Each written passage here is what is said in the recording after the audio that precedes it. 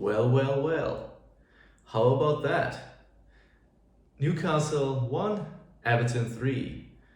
And that was definitely Everton's best preseason performance, best result, and just an overall very enjoyable preseason win. Very atypical for Everton in preseason. The more that game went on, the more promising it looked. So yes, fantastic performance from Everton. And just let me give my quick instant reaction to that match. The game started not that well. Like the first 15 minutes, Newcastle were definitely on top and Everton were just too passive. I wrote down Everton not finding a grip. Like Newcastle had all the ball and Everton were not able in a way to find their way into the game. It took like 15 minutes for them to start the game. And that is definitely something we've seen in the past, where Everton comes out a little bit too passive. That is something Everton has to work on. Like they cannot let these passages of play happen too many times. And yeah, that's also something I was worried about when I saw the lineup. I thought like with the ball, this midfield has a lot of qualities, which we then definitely saw. Definitely. But against the ball, we could see a little bit of trouble there. And that happened in the first 15 minutes. Newcastle had like two very good chances. One came straight after 1 minute with a ball over the top where Wissa just didn't have a good shot. And then Mikolenko had a terrible lapse where he just lost the ball unnecessarily in his own box, and Ilanga had a good shot. Good save by Travis. But then from minute 15, pretty much until the end of the game, it was all Everton. Initially not so dominant, but Everton was the best team from minute 15 onwards. And yeah, it was just, it's hard to say what even was. Like there were so many good performances. I don't know what changed, but they just found their way into the game. And then once Everton got a little bit more possession, they simply were not forced to sit as deep as during the first 15 minutes. It's not like they did something dramatically different, in my opinion. There wasn't a decisive tactical tweak. I saw somebody comment that Everton switched into a 4-4-2. I personally didn't see the two there. Who would have been the two? They simply, in my opinion, were able to move the game to more in Newcastle's half. And that was largely down to Everton having several players in midfield who were able to control the ball. So that was simply like Newcastle didn't have much possession anymore. And they weren't able to constantly push all players forward into Everton's half. The game was much more played in Newcastle's half. And in the second half, it was pretty much only played in Newcastle's half. And then let me mention a couple of standout performances here in the first half and then also in the second half. In the first half, the player who I think made the biggest shift in the game and had a fantastic game overall was Tiano Bardi. He showed like some really good forward play there. So many times the ball was played into his feet and through clever movements he was able to break the first defender and then lead the transition. That's also how the first goal happened. The Newcastle defender slightly underestimates a long ball from the back, and then Tiano Barry is quicker in his head, nicks it past in the last Newcastle defender, and then he's off on a one-on-one, which is initially well defended, but then Harrison Armstrong recovers the loose ball, plays a clever, well-weighted ball to Tiano Barry, and then he's like 12, 30 meters from goal. Good left foot shot. Goalkeeper gets a hand on it, but was too powerful. 1-0. Very nice. And that goal is 70% Tiano Barry, who creates the initial movement and then finishes it brilliantly with his left. And it's also Harrison Armstrong. Fantastic assist. Because that looks quite easy, but we've seen so many Everton players who don't play that ball with the weight he plays it, take an unnecessary shot. Armstrong, perfectly weighted ball. So those two main protagonists of all that game. Barry then continued to play well throughout. Like, he had several similar moments. I haven't seen Barry run with the ball so much.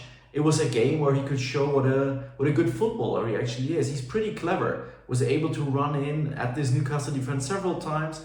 Also in the second half, so Tiano Barry continued to have a really good game. Like, he has already been a winner in preseason, but that, out of all his good performances, was his best. Really good game from Tiano there. Then the second player I mentioned, who also I think had a breakthrough game, even though he already had a good preseason, Harrison Armstrong. What a performance. So pleased for him. I just released my Harrison Armstrong video this morning, and I kind of emphasized that this kid has so much potential. A scouts are coming from Everton's academy. We should do everything for Harrison Armstrong to have a breakthrough season. And we haven't talked about him as much as we maybe should have. But after this game, Harrison Armstrong is not just a option for the squad. This guy is knocking on the door to be a starter. That was like, what a game from him. I wrote down during the second half, this guy's having the perfect game. He did put a foot wrong. And not just that, he didn't play it safe. 2 assists, several times, like, just showing his class. He's so effortless on the ball, but also he has such a good bodily spatial awareness. His first touch always has the perfect, leads to a follow-up that gets him past the defender. What a game from Harrison Armstrong. What a player he is. Fantastic for him. I really think with Ghana out for the start of the season, after this preseason, I wouldn't be surprised, and I think it will be the right decision if Harrison Armstrong starts. He should start. Based on what he's shown so far, he should be a starter for this Everton side. Then, a third player who has to be mentioned, Tyreek George. First 20 minutes, he tried, but it didn't come off. Could have been another preseason game where you can see Tyreek has this intention to do great things, but they just won't come off. But no, today he rewrote the script, because Tyreek George also had his breakthrough game. That was his best game in an Everton shirt, even though he's already had some pretty good ones. But my God, after minute 25, what a performance from him. Linking up nicely with Barry, looking so bright, looking such a good footballer. Not just being a threat in the final third, but looking like he has an all-round good game. He has such a good touch. You can play the ball into him near the halfway line, and he has such a good technique. He will always play a safe, nicely weighted ball into the middle without losing it, which is something we always thought, oh, that's what Grealish does. But no, Tyreek in his own way can also do that. You can play the ball into him, and he's done really well to keep hold of it. Not just hold of it. He also, like the second goal, the penalty, that also came heavily through Tyreek George. Also before him, just before the penalty, he played a lovely direct ball over the top to Harrison Armstrong, who then played it to Barry, who laid it off to Njai, who should have scored. Tyreek George. And then, of course, second half, even better. Like, you could see the confidence in him. And then he gets his goal. And what a goal it was. It came again from his creation. One lovely deep ball to Harrison Armstrong, who lays it past 2 defenders, then plays a lovely pass back into George, who takes it with the back of the goal, first touch with his left, takes it into his path, immediate shot with the right, leaves the keeper no chance. Absolutely fantastic goal. What a goal. How many times have we seen an Everton goal like that? So Tyreek George, wonderful performance. Immediately puts him into pole position to be the starter on the wing. So those 3, Tiano Barry, Harrison Armstrong, and Tyreek George, standout performers. Couldn't choose who should be man of the match. Based on, I don't know, Barry he changed the momentum of this game. In the first half, he was the one who changed fortunes for Everton, scored a goal and played fantastic. Armstrong, 2 assists, just a perfect, flawless game. And Tyreek George with the most takes you out of your seat performance. Couldn't choose all of them, in my opinion, man of the match shared. Literally outstanding games from them. So those 3 really good, and then some other performers who were very good as well. Maybe not on that level, but positive. Njai coming back and already looked like initially like Everton's most influential offensive player and then still a very, very good one. Who else did I write down? Yeah, actually, Patterson, he played only the first 50 minutes, but he looked actually pretty all right. Then someone who in the first half, in my opinion, unfortunately didn't have a good game was Hackney, but I don't think it's because of him personally. I think this game showed that Hayden Hackney is not your number 6. I said it many times, and I know people will think he's a number 6. He played too deep. Like you can see he wants to play the ball forward all the time, and from the number 6, that is too risky on the number 6 position. So initially, first half, noticeable how many times he gave the ball away, and once in one situation it almost cost the team because he lost the ball at the halfway line and led to a dangerous transition from Newcastle. But from minute 35 or so, he definitely grew into the game, and he was a large part while the game looked as well as it did. Because him and Armstrong together, that is such a tidy midfield. Everton have so much control with these two. And Hackney played a major part in that. And he also showed some clever spatial awareness on the defensive side. Put his body between some promising Newcastle attacks, was able to help out defensively. And who knows, maybe with him in the team, that last goal for Newcastle won't happen because he's shown good awareness, spatial awareness there. So grew into the game, played well. Who else? Tarkowski, I think, had his best preseason game. Overall, very solid today. Maybe again, in the first 15 minutes, suffered from the same issue like the whole team, lying too deep. And then, when Newcastle get in between the lines, he's always in a little bit of trouble. But grew into the game, had a vital interception the first half, and in the second half, he looked very, very good. Like the old, composed leader we've been used to the last few seasons. And I think that's it. Mikolenko started bad, had a terrible moment there, but you can't say, like the rest of the team, he's been good, and in the second half, he's been solid, and in the second half, he has even been good. Like that was certainly his best preseason game. Not amazing, but it was a serviceable performance from him. Can't criticize him too much today. Travers also looked good again. Who else played? Dewsbury Hall won the penalty, also had a good game, but didn't stand out as much as the others, I have to say. The standout midfielders were definitely, the standout players were Armstrong and George. These two made so much, they caused so much trouble. Then what else? Diblin came on and looked, again, good.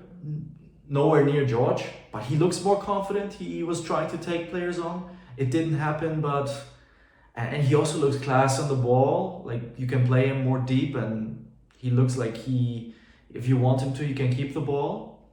Definitely like sharpening his profile in that regard. Who else came on? Alcaraz looked okay again. A little bit less tidy. You can see he's of a different ilk compared to Armstrong and Hackney. But he was fine. Beto, again, like he didn't do anything wrong, but he had no impact. Compared to Barry, he's a different profile. You can definitely see he was always trying to run in behind, whereas Barry likes the ball at his feet. But the way this game went, Beto was much less effective than Barry. Not bad, but just not very didn't have much influence on the game when he came on. Merlin Will came on as a right back, and I think again he looked pretty good there. Not as involved offensively, but yeah, I think as a right back he's certainly a serviceable option. And I think in that sense he fitted that game well because he could show his passing and passing qualities and composure also from the right. When he was there, he always played very decent, safe balls into the middle, and everything looked composed when he was at the right back, which we couldn't say if it was O'Brien there. So I think I mentioned all the standout performances here. Very, very, very good from the three I mentioned, and overall as a team, a fantastic afternoon. Now let's make some maybe overall reflections, and then I think is enough.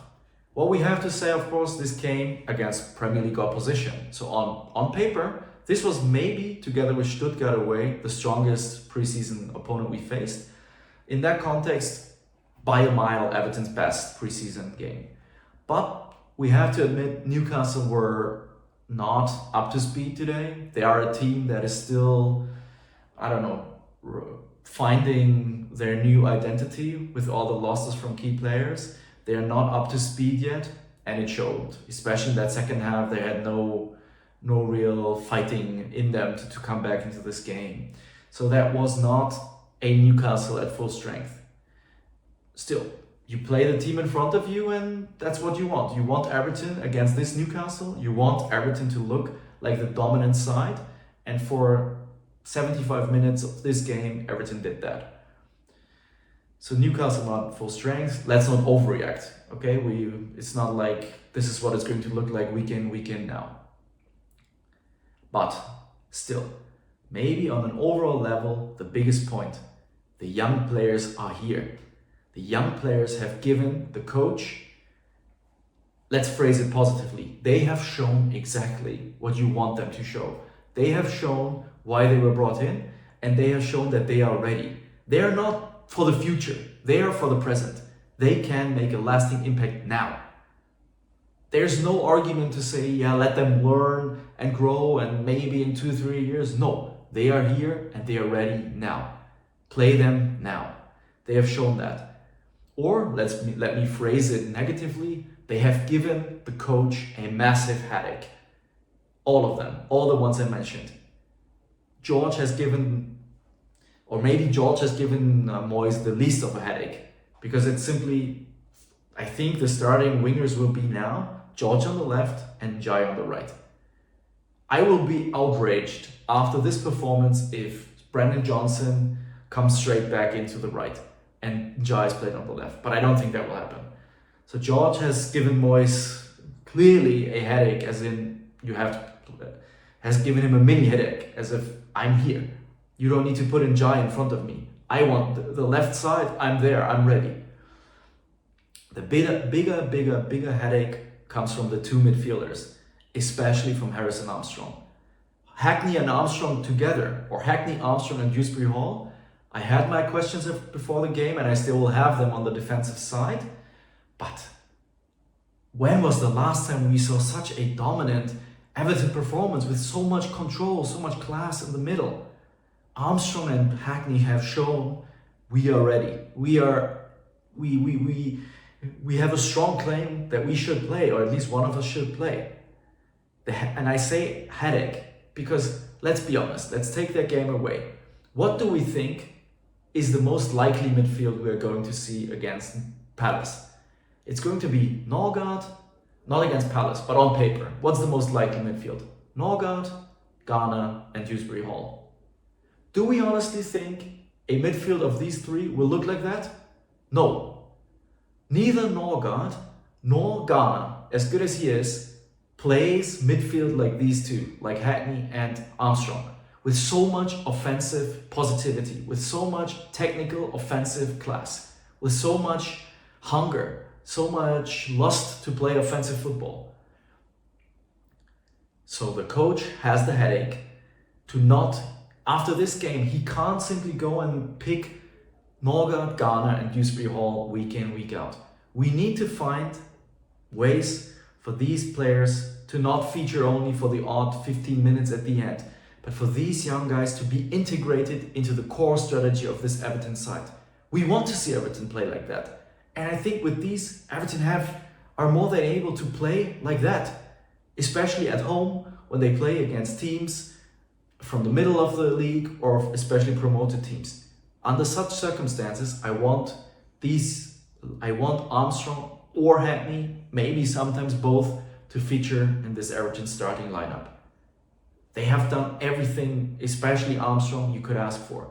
Armstrong, in my opinion, is a strong candidate to start against Crystal Palace.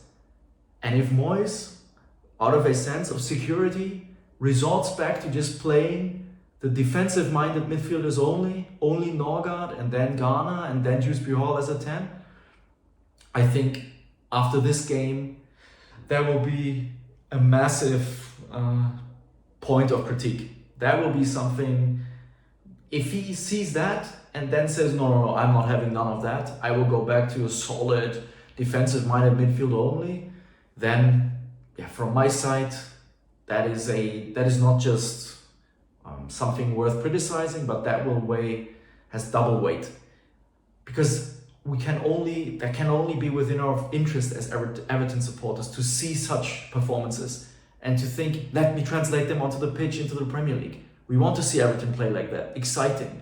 And we want the young guys to be the ones that stand out. They have the most value, they have the most potential for the future.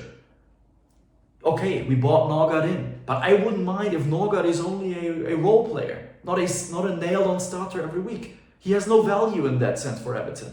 It's nice for him to shore up the game for us. But we have to have an interest that the young guys are the ones that are the breakthrough stars. We have an interest that Hackney and Armstrong play more than Norgard. And on that front, we have an interest that George plays a bigger role than maybe, okay, Brandon Johnson is also still young. But we have an interest that George and Dibbling have a lot of game time and have breakthrough seasons. And when we see them in games they perform like that, then we have to have the expectation, and we have the belief, we have the evidence they can do it, then we have to demand that we are given chances that these young kids are given regular chances to show that. So perfect. They did exactly what you want. Give that manager what he wants in the positive version, show them how good you are, and in the negative version, give that manager a bigger headache than he already has. Yeah. So yeah, I think that's all. Let me know what you think. What were your thoughts watching that game? Or maybe the most interesting question is, how realistic do you think it is that we actually get to see this type of Everton, this type of offensive, technically sound, bright, lively, youthful Everton in the Premier League under competitive circumstances? How much do you think the weak form of Newcastle is a factor in Everton's performance? Or do you think there was genuinely something that is more down to how good Everton played? What of these elements are repeatable there? So let me know what you think there. Already I can say a preview. I already started the script. I will make a video on Everton's midfield conundrum, and lovely. That game provided me even with more ammunition. So I will do a deep dive on Everton's midfield right now, where I see all these players in terms of profile in the middle and what combinations I think this could work well as an Everton midfield.